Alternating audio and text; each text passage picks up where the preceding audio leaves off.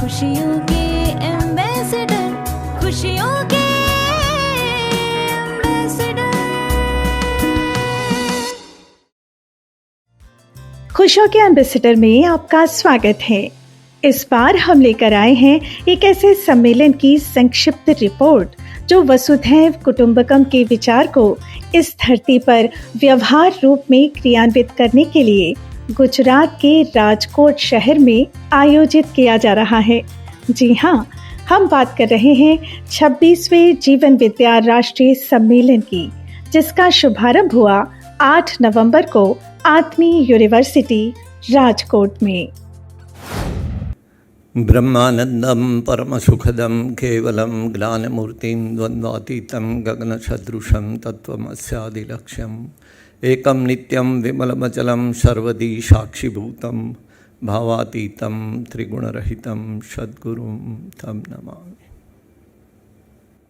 26वें जीवन विद्या सम्मेलन में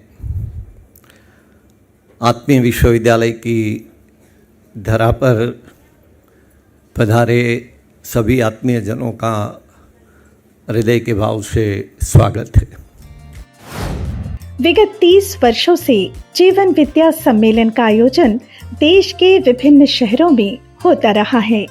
मध्यस्थ दर्शन के प्रणेता ए नागराज जी के विचारों का लोकव्यापीकरण करने के उद्देश्य से इस सम्मेलन का आयोजन होता है, जिसमें मध्यस्थ दर्शन के जिज्ञासु, अभ्यासरत व्यक्ति, परिवार और संस्थाएं भागीदारी करती हैं।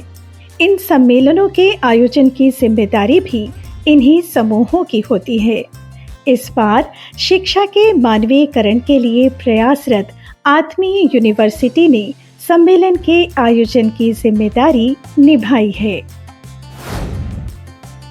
आत्मीय शब्द हम सबको एक दूसरे के साथ, एक दूसरे के प्रति स्नेह मूल्य से जोड़ता है और यही उद्देश्य भी रहा है हमारे आत्मीय संस्था के संस्थापक, हमारे प्रेरणा स्रोत परम पूज्य हरिप्रसाद स्वामी जी महाराज का। पूज्य स्वामी जी कई बार कहा करते थे कि यहाँ से पढ़ने वाला हर विद्यार्थी एक जीवंत मानव मंदिर बनकर यहाँ से बाहर निकले और समाज में अपनी उपयोगिता को सिद्ध करें। स्वामी जी का ये कहना भी था कि पढ़ने लायक एक ब्रह्म विद्या है और वो भी यहाँ से पढ़ाई जाएगी। तो मुझे लगता है कि जीवन विद्या के मार्फत ये जो उनका वाक्य है वो शायद अभी ये सिद्ध होने जा रहा है। जीवन विद्या सम्मेलन के उद्घाटन के अवसर पर मुख्य अतिथि आत्मीय यूनिवर्सिटी के प्रेसिडेंट स्वामी त्याग वल्लभ जी रहे। उन्होंने स्वामी नारायण परंपरा के स्वामी हरि प्रसाद जी और मध्यस्थ दर्शन के प्रणेता ए नागराज जी के प्रति कृतज्ञता व्यक्त करते हुए आत्मीय यूनिवर्सिटी की शिक्षा के माध्यम से मानवीय व्यवस्था के निर्माण में अपनी प्रतिबद्धता को स्पष्ट किया। स्वामी जी ने जब बड़ौदा के पास हमारा हरिधाम मंदिर आश्रम जो है वहाँ से यहाँ आने के लिए जब हमें आज्ञा करी, तब तो हमें कुछ पता नहीं था, लेकिन स्वामी जी महाराज ने ये बात बहुत स्पष्ट रूप से बताई थी कि समाज का हम पे ऋण है, धर्म और संस्कृति का हम पे ऋण है, राष्ट्र का, विश्व का हम पे ऋण है। ये तीनों ऋण अगर हम चुकाना चाहें तो शिक्षा से बढ़कर कोई माध्यम नहीं हो सकता। स्वामी जी महाराज की बात और बाबा जी की बात हम देखें तो कहीं ना कहीं वो आपस में मिल जाती है। तो बाबा जी भी जिस ज्ञान को, जिस फिलॉसफी को, जिस चिंतन को लेके उन्होंने इस ब्रह्मांड को उपकृत किया है, स्वामी जी महाराज जी कुछ ऐसे ही बात बताते कहते थे कि हमने संसार का त्याग किया, मोह माया, माता पिता, परिवार, और फिर ये शिक्षा संस्थान चलाना तो अपने आप में एक बड़ा संसार बसाने की प्रक्रिया है। तो एक संसार का त्याग करके नया संसार क्यों बसाने जा रहे हैं। और फिर उन्होंने बताया था कि ये जो हमारे ऊपर ऋण है, वो ऋण अगर चुकाना है तो शिक्षा के माध्यम से जो बच्चे हमारे पास आते हैं, भगवान जिन बच्चों को हमारे पास भेजते हैं, वो बच्चों को उनके जीवन निर्वाह की विद्या तो हमें देनी ही देनी है, लेकिन उनके साथ उनको कुछ ऐसी विद्या देनी है जिसके माध्यम से वो जीवंत मानव मंदिर बन जाए।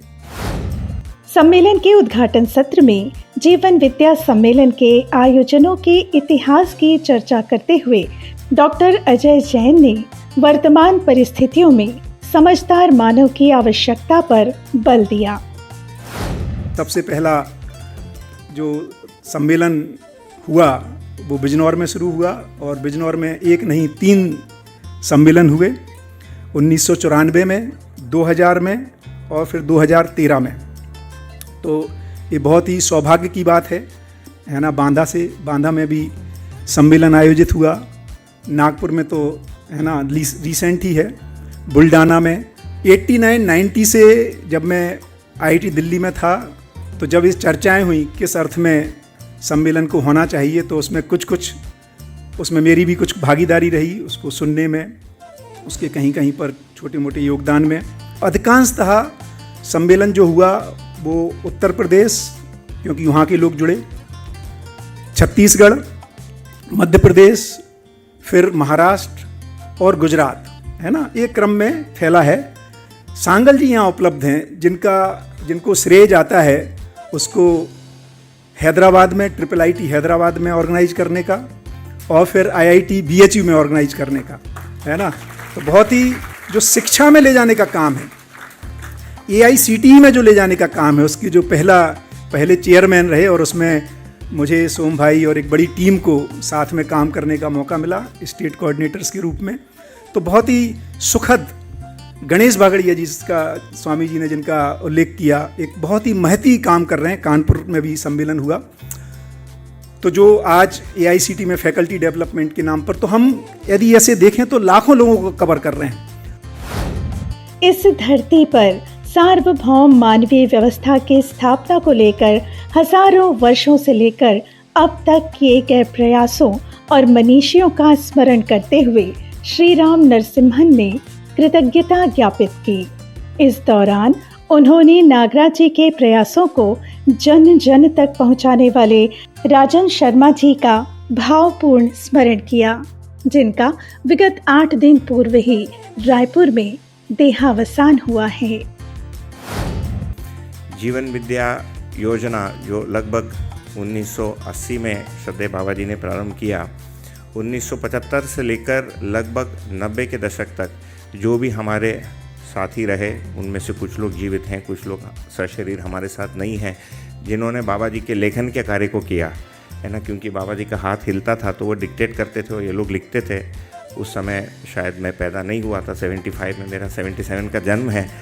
तो मेरे पैदा होने के पहले मुझे जो पढ़ना है उसको उन्होंने लिपिबद्ध कर दिया, है ना। उसके लिए उनके प्रति कृतज्ञता।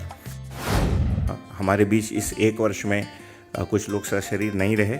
सर्वप्रथम राजन महाराज जी, राजन शर्मा जी, जो लगभग 80 के दशक में बाबा जी के संपर्क में आए और उन्होंने जो हम समाधानात्मक भौतिकवाद पुस्तक पढ़ते हैं उसका जो मतलब फेयर वर्जन उन्होंने ही किया और उसको मैंने देखा है। और पूरे फेयर वर्जन में एक भी जगह उन्होंने काटा नहीं है, नो कटिंग। जो देख के हम लिखते हैं तो गलती होती, उन दोनों पेन से होता था तो पता चलता आदमी कितने अटेंशन से उसको लिखा है, क्योंकि एक भी जगह उन्होंने बैक नहीं मारा। कंप्यूटर जैसे तो है नहीं कि डिलीट करके फिर ठीक कर दें, है ना। तो उनके प्रति हम लोगों का कृतज्ञता एवं श्रद्धांजलि अर्पित करना चाहते हैं। जीवन विद्या सम्मेलन के दौरान आत्मीय यूनिवर्सिटी में एक साथ कई आयोजन हो रहे हैं जो मानव और प्रकृति के सह अस्तित्व पर केंद्रित हैं। इसी के तहत सस्टेनेबल डेवलपमेंट पर केंद्रित शोध संगोष्ठी का उद्घाटन किया गया, जिसकी जानकारी डॉक्टर प्रीतम जोशी जी ने दी। इस 3 दिवसीय नेशनल सम्मेलन जो जीवन विद्या सम्मेलन है उसके साथ कई सारी गतिविधियां भी आयोजित की जा रही है। उसमें एक महत्वपूर्ण जो गतिविधि जो आज होने वाली है वो है national conference on sustainability and को एग्जिस्टेंशियल फ्यूचर। जब इस सम्मेलन की रूपरेखा तैयार हो रही थी तो जो आयोजक टीम है और जो दिव्य पथ संस्थान के आदरणीय अजय भैया, उनसे हमने प्रस्ताव रखा कि हमारी विश्वविद्यालय में पूज्य स्वामी जी की प्रेरणा से हम वैल्यूज़ को बहुत ही इनकलकेट कर रहे हैं, पाठ्यक्रम में भी शामिल किया। और 2018 के बाद जब हमारे यूनिवर्सिटी इस्टेब्लिशमेंट हुआ और research and development department establish हुआ तो हमारे रिसर्च के केंद्र में भी मानव ह्यूमन वैल्यूज़ और सस्टेनेबिलिटी है। तो हमने प्रस्ताव रखा कि हमारे जो शोधार्थी हैं उनको भी अपने शोध को प्रदर्शित करने के लिए एक मंच मिले। हमारे इस प्रस्ताव को आयोजक टीम ने स्वीकार किया, इसके लिए धन्यवाद। जीवन विद्या सम्मेलन के दौरान 3 दिनों तक वृहद चर्चा होगी, जिसका मुख्य विषय है सार्वभौमिक व्यवस्था के लिए मानवीय शिक्षा। इसके तहत व्यक्ति, परिवार, समाज और शिक्षण संस्थाओं को केंद्र में रखते हुए प्रतिभागियों द्वारा विचार और अनुभव अगले 3 दिनों में रखे जाएंगे, जिसके निष्कर्षों की चर्चा समापन के अवसर पर की जाएगी। तो पूरे सम्मेलन का अगर आप लोग स्केड्यूल देखेंगे तो वो जो है वो 3 दिन में हम लोगों ने ऐसे बांटा है कि जो नियम त्रय है, बौद्धिक नियम, सामाजिक नियम और प्राकृतिक नियम, उसको कैसे हम परिवार के रूप में, शिक्षा के रूप में और संविधान के रूप में कैसे देखेंगे। तो जो 3 दिन का हमारा पूरा जो कार्यक्रम है, तो जो पहला दिन हमारा है वो पूरा शिक्षा में कैसे हम इस नियम त्रय को देखेंगे, उस पे सारे जो मंच चर्चा और सारे जो वक्ता है वो उसी पे हमारे साथ बात करेंगे। दूसरा जो दिन है उसमें वो हमारे जो वक्ता रहेंगे वो परिवार समूह में हम इस नियम त्रय को कैसे देखते हैं, और काफ़ी सारे परिवार और परिवार समूह जो है वो इसकी प्रैक्टिसेस भी कर रहे हैं ताकि अगली पीढ़ी में वो ट्रांसफ़र हो। तो वो सारा जो है वो हमारे साथ दूसरे दिन का जो भी वक्ता रहेंगे वो हमारे सामने साझा करेंगे। और तीसरे दिन जो है वो संविधान में हम इस नियम त्रय को, अभी के जो संविधान है हमारा, उसमें कहाँ पे हमको उसका ग्लिम्स मिल रहा है, और बाबा जी ने जो भी सुझाव दिए हैं उसको भी हम तीसरे दिन में सुनेंगे। और तीसरे दिन में एक और सेशन रहेगा कि शिक्षा के मानवीयकरण के लिए आगे की दिशा क्या रहेगी। तो हमारे जो पार्टिसिपेंट्स हैं उसमें अलग अलग स्टेट से तो काफ़ी सारे लोग आए ही हैं, नेपाल से भी कुछ लोग आए हैं जिनका मैं अभिवादन करती हूँ। और वहाँ पे नेपाल में जो भी प्रयोग हुआ इसको लेके, हामरो खुशी को लेके, उस नाम से वहाँ पे ये कार्यक्रम को उन्होंने स्थापित किया है। तो उनके साथ और हमारे जो और डिग्निटरीज़ होंगे उनके साथ वो लास्ट दिन की पैनल चर्चा रहेगी, जिसमें हमारे सामने इसकी जो आगे की दिशा रहेगी उसको लेके बात की जाएगी। तो आप सभी से भी निवेदन है कि जब हम एक शिक्षा में इसको ले जाने के लिए, स्थापित करने के लिए प्रयास कर रहे हैं, तो आप सबका भी पार्टिसिपेशन उस पैनल चर्चा में रहे ताकि और फ्रूटफुल हम उसको दिशा दे पाए या फिर और फ्रूटफुल इसका हमको रिजल्ट मिले। 3 दिवसीय जीवन विद्या राष्ट्रीय सम्मेलन के निष्कर्ष क्या रहे, इसकी चर्चा हम करेंगे अगले रविवार को। तो बने रहिए हमारे साथ और हमारे चैनल को सब्सक्राइब कर लीजिए, और हाँ, बेल आइकॉन प्रेस करना ना भूलिएगा। तो फिर मिलते हैं अगले सप्ताह इसी दिन इसी समय। तब तक के लिए नमस्कार।